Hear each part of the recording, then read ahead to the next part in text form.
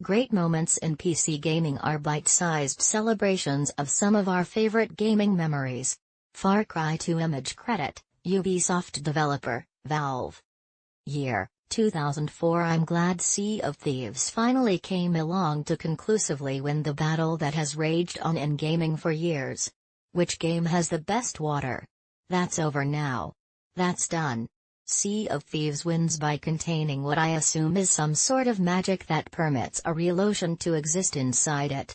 Amazon Prime Day deals, see all the best early offers right here. But alongside the water war, there was the fire war, and that was 1 year ago by Far Cry 2. And then one again by Far Cry 3. And Far Cry 4. And so on. The Far Cry games do fire good, and the first time I experienced it in Far Cry 2 it was like witnessing a real fire. It was alarming and fascinating and almost immediately out of control. Far Cry 2's fictional African country was the perfect setting for a great fire propagation system.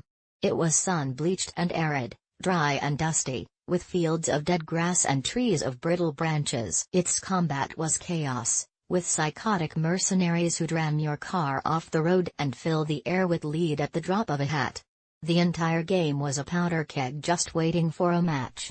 I quickly learned how useful fire could be. If enemies were dug in behind cover, a Molotov hurled toward them didn't even have to be accurately thrown.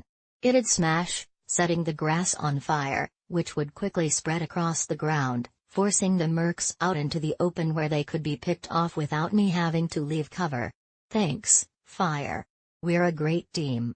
But the fire wasn't done and we weren't a team after all.